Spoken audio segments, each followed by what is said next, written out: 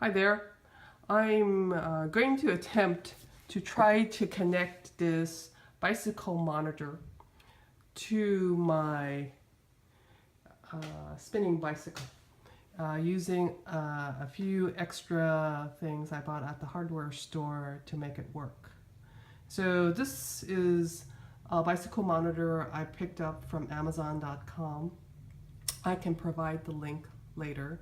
It cost me 20 bucks and it comes with the monitor, the thing that you attach to the wheel of the bicycle, and this is the magnet that's supposed to go on the spoke.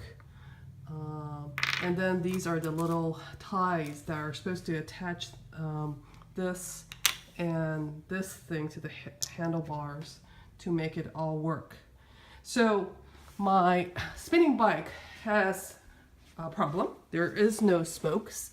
It's just a big solid wheel, but it's made of metal. And the frame that the sensor is supposed to be connected to is very thick and wide, which is bigger than a normal conventional bicycle. So the ties that came with the monitor is not going to work. And of course the magnet that came to attach the spoke won't work. So in its place, I bought magnets from the hardware store from Home Depot, like those. There are 6 of them. And then I bought these longer ties.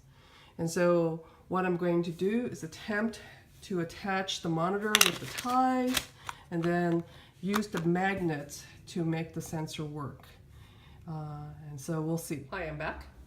It took me about half an hour to install the whole thing. Here's the little display. I am pedaling, and you can see it indicates miles per hour. So appears to be working pretty well. The surprises that I had, or the things that didn't work out as I planned, is that the plastic ties I bought were too short. And so I ended up not using those to attach the sensor.